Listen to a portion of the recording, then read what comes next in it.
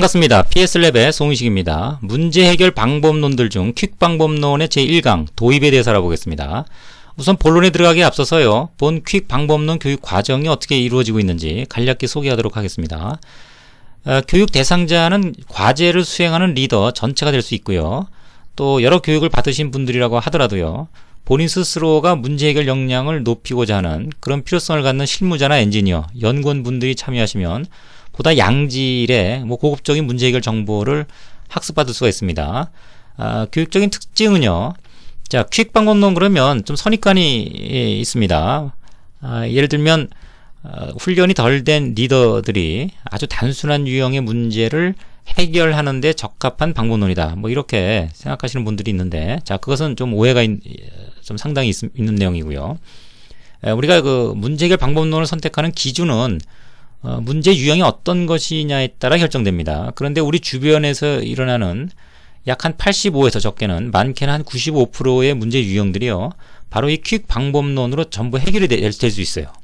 그래서 본 교육과정을 통해서 퀵 방법론이 굉장히 유용하다라고 하는 그 유용성을 체득하게 됩니다. 또 모든 부분의 그 문제를 이 퀵 방법론으로 해결할 수가 있습니다. 그래서 모든 부문이라고 하는 것은 이제 제조, 서비스, 간접, R&D 특정할 수 없는 그런 다양한 분야의 문제 유형들을 우리가 학습 과정 중에 배우는 DMWC, 오정론, 즉실천, VFSS 이런 그 문제 그 해결 방법론들을 적시에 선택해서 활용할 수가 있다는 얘기죠. 그래서 그런 활용 능력을 좀 키우는데 상당한 좀 노력을 기울이고 있다는 거 하고요. 또 과정 자체는 철저한 실습 중심으로 이루어집니다. 그래서 가정된 사례를 제시하고 아주 정교한 템플릿을 제공을 해요. 그래서 단계별로 우리가 실전 능력을 좀 키워서 돌아가신 다음에 실제 문제 접했을 때 바로 해결할 수 있는 그런 그 능력 배양에 초점을 맞추게 되겠습니다. 교재는 시중에 나와 있는 서체액 이제 퀵편을 활용을 합니다. 또 교육 과정 중에 필요한 아주 정교한 템플릿은요. 홈페이지 그 ps-lab.co.kr 게시판하고요. 네이버 카페 오버시그마에 공지되어 있습니다. 참고로 네이버 오버시그마 등에는 우리가 용량을 한계가 있어요. 첨부할 수 있는. 그래서 메일 주소를 남겨두시면 바로바로 템플릿을 송부해드리고 있습니다. 오프라인에서의 교육과정은 4일차고요. 이것은 상황에 따라 교육 대상자에 따라서 변동됩니다. 예를 들면 영업 부문의 그 교육생들이 이제 참여를 하면요. 프로세스를 개선하기 위한 즉실천, 오정론, DMWC 이런 것들 플러스 수주과제에 관련된 SFSS 이렇게 학습 과정이 3일 과정으로 이루어질 수 있고요. 또는 연구원들이 빠지는 경우 그런 경우는 이제 VFS를 빼고 나머지의 방법론을 갖고 교육 과정이 이루어지겠습니다. 자, 우리가 그 문제 해결 방법론 과정 전체 소개 동영상이 있었습니다. 거기를 참조하시면은 퀵 방법론, 특히 이제 문제 해결을 위한 적정한 방법론을 어떻게 선정할 거냐라고 하는 내용을 자세하게 소개시켜드리고 있습니다. 자, 여기서는 퀵 방법론 과정을 우리가 소개하고 있으니까요. 그 부분만 조금 더 다시 리뷰를 해보면요. 우리가 문제 해결 방향이, 즉 답을 어느 정도 알고 있다, 가늠할 수 있다, 또는 방향이 보인다, 이런 유형의 과제라 그러면요. 퀵 방법론으로 들어오시면 됩니다. 그런데 컨셉 설계라는 건 뭘 새롭게 추가하는 거죠. 또는 변형시키는 겁니다. 기존 제품이나 프로세스에. 자, 그런 것들이 필요하다 그러면은 연구 분야에 해당되는 신규 개발, 연구 개발에 해당되는 VFSS를 선택하는 거죠. 방법론을. 그래서 이것은 제품 관점에서 어떤 그 원가를 절감할 목적으로 부품을 좀 저가의 부품으로 대체한다든가 구조를 좀 바꿔주는 그런 내용이죠. 근데 제품의 상태가 바뀌니까 품질이나 이제 수명, 신뢰성 특성들이 바뀌는 거죠. 그래서 그런 부분들을 또 예측하고 확인을 해줘야 되기 때문에 연구 부분에 적합한 방법론이라고 보여지는 거죠. 그런데 이런 컨셉 디자인이 필요치 않는 경우 바로 해결하려고 그러면 즉실천 개념이죠. 한 장짜리로 처리하는 거고, 애널라이즈, 통계적 분석이 좀 필요하다. 많은 양이 아니고 어느 정도, 한두 개 정도의 어떤 그 통계적 분석이 좀 필요하다라고 하면 오정론을 선택하면 되겠습니다. 이건 DMAIC 각 단계별로 한 장 이렇게 처리되는 방법론이죠. 그 외에 가장 사용 빈도가 높고 유용한 그 DMWC가 있습니다. 이것은 기존의 문제를 처리하는 쪽, 그 다음에 신규 개발하는 그 R&D 쪽하고 공유될 수가 있는, 따라서 W가 양쪽에 좀 걸쳐 있습니다. 예를 들면 이제 R&D나 연구개발, 개발 단계에서는 실험 계획으로만 이루어지는 과제들이 많거든요. 그런 것들은 이제 플랜드 체크 액트로 W 단계에서 진행을 하는 거죠. 자, 그런 경우는 DMWC 또 담당자들이 모여서요, 전문가 의견이죠. 의견을 X에 대한 내용을 문제점을 제시하고 또 사람들이 모여서 해결책을 내고 해결하는 이런 형태예요. 이것들은 다분히 어떤 분석적 내용이라기보다는 정성적 분석을 기반으로 한 빠른 문제 처리 방식이라고 볼 수 있겠습니다. 따라서 뭐 분야에 관계없이 그런 경우는 W 단계에서 플랜드 체크 액트의 과정으로 문제 해결에 이르는 거죠. 통상 이러한 유형의 문제들은 DM 단계가 굉장히 간소해요. 그래서 경험적으로는 한 장 한 장 정도의 처리가 가능하고요. W 단계는 이제 상황에 따라서 우리가 좀 조정되는 뭐 그런 양상을 보입니다. 컨트롤은 이건 타협의 대상이 아니죠. 실제 적용을 해서 확인하는 단계니까 역시 이건 문제의 난이도와 관계없이 프로세스의 실질적인 변경을 우리가 이행을 하는 거고, 그 변경된 내용이 제대로 작동하는지를 봐야 되기 때문에 최소한 한 달 정도 이상은 우리가 확보를 좀 해줘야 됩니다. 뭐 그런 의미에서는 컨트롤은 타협의 대상은 아닙니다. 기간이나 내용적인 측면에서. 네, 주로 W 단계가 상황에 따라서 좀 변동이 되겠죠. 자, 이와 같이 퀵 방법론이라고 하면은 우리 주변에서 일어나는 상당한 양의 경험적으로는 85에서 95%까지 유형의 과제를 대체하는 그런 유용한 방법론이다 라는 것을 좀 명심해 줄 필요가 있겠습니다. 본 내용은 퀵편의 54페이지에 포함이 되어 있습니다. 자, 그러면 우리가 기존의 어떤 교육 상태에서 새로운 교육 형태를 좀 강조할 필요가 있는데, 기존 교육이라고 하는 거는 뭐냐면 뭐 통계 위주의 교육 내용을 얘기를 합니다. 우리가 뭐 좀 고질 문제를 해결하는데 적합한 그런 그 역량을 좀 확보하기 위해서 거기에 맞는 교육 과정을 우리가 교육 과정에 참여를 할 수가 있겠죠. 그런데 그렇지 않고 좀 단계적으로 교육 과정이 필요로 할 경우, 그런 그 역량이 높은 어떤 그 어려운 그런 기법이나 방법론들이 포함된 교육이 아니고 단순한 유형의 문제를 해결하는 그런 유형의 리더들, 그런 필요성을 갖는 리더들이 참여하는 교육 과정. 자, 거기에 우리가 통계를 잔뜩 집어넣고 이거 갖고 이제 문제를 풀어야 된다 이렇게 제시하는 것은 좀 어불성설이 될 수 있다는 얘기입니다. 왜냐하면 충분히 통계적 어떤 내용들이 필요할 수는 있지만 그런 것들이 문제 해결에서는 약 한 10% 내외의 과제 유형에 적합하기 때문에 그래요. 그래서 그런 것들을 통계 위주로 우리가 처리해야 된다라고 한 가지 방향으로 푸시하는 것보다는 방법론을 퀵 방법론을 좀 강조를 하고요. 그 다음에 문제 해결에 필요한 어떤 기법들, 이런 것들은 좀 협의를 통해서 또는 조사를 통해서 과거 정보를 통해서 의견을 나누고 고민하고 그리고 해결책을 찾아주는 이런 어떤 접근법들에 대한 내용을 깊이 있게 다루는 것이 현실적이고 좀 바람직한 부분이 있다는 얘기죠. 이런 분들을 또 대상으로 좀 더 고도의 문제 해결에 적합한 그런 교육에 또 참여시키도록 한다 그러면 뭐 단계별로 역량을 좀 키워주는, 경쟁력을 높여가는 그런 계기가 될 수도 있겠죠.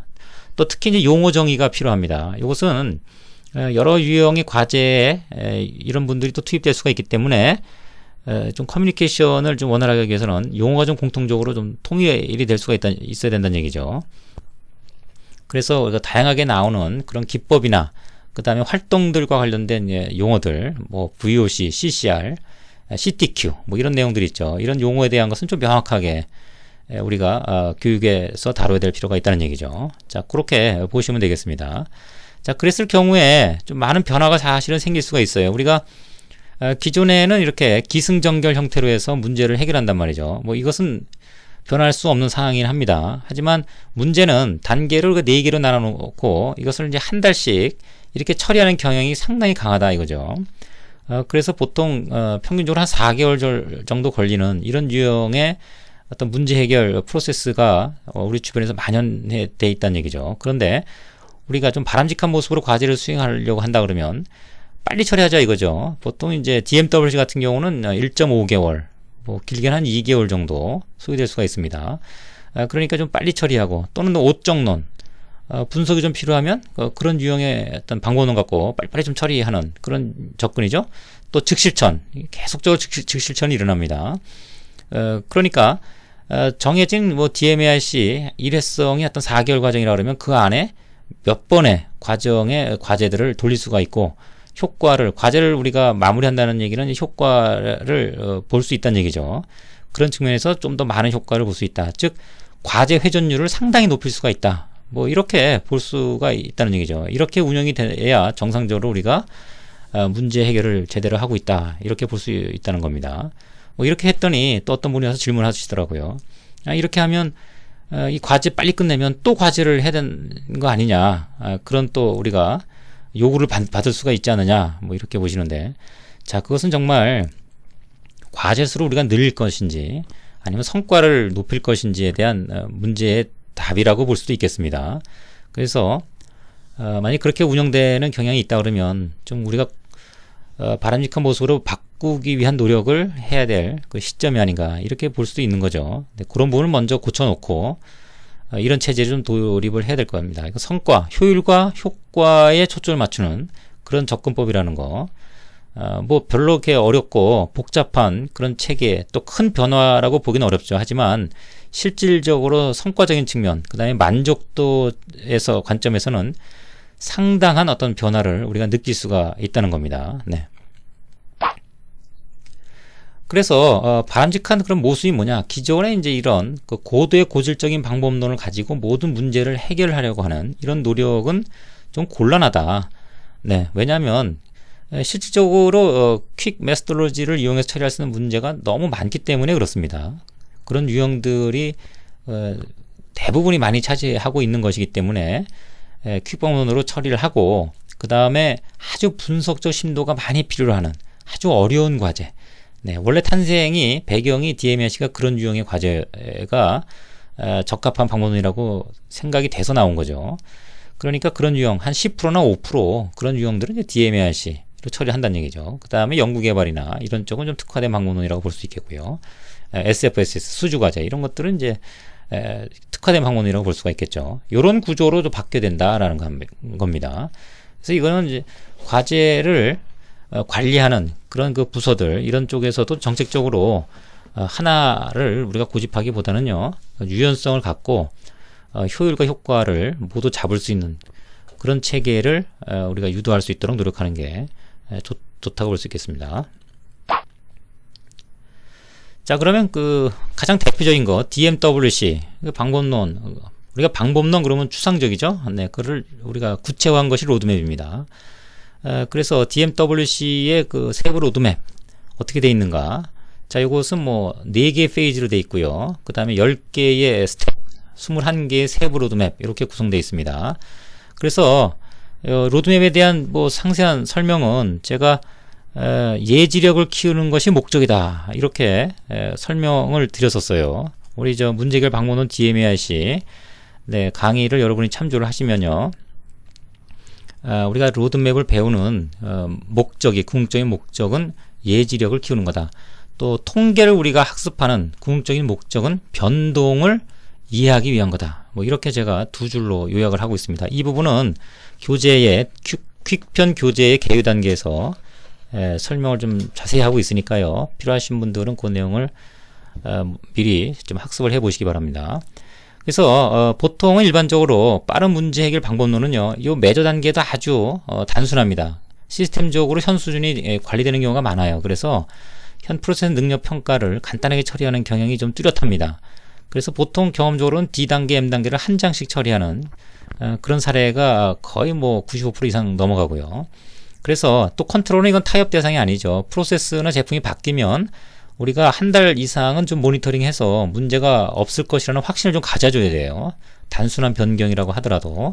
따라서 기간이나 내용적인 측면에서 컨트롤은 이건 타협 대상이 아닙니다. 따라서 우리가 좀 변동 가능한 거, 상황에 따라서 유연하게 가감이 되거나 늘어나거나 또 고민해야 될 많은 부분들은 바로 이 W단계에서 일어나는 거죠. 그래서 W단계는 A하고 I를 합친 겁니다.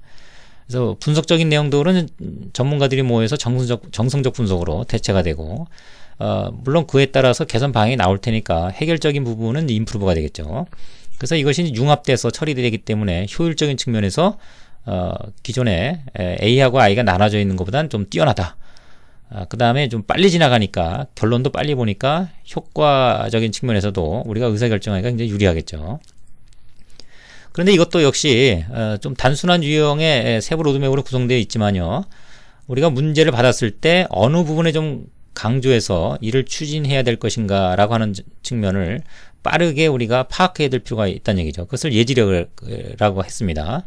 그래서 이 문제는 여기에 좀 초점을 맞춰서 집중을 해야 된다. 이 문제는 요 개선, 실행 쪽에 집중해야 된다. 아니면 원인 분석 쪽에 집중해야 된다. 또는 실제 적용하는 것에 집중해야 된다.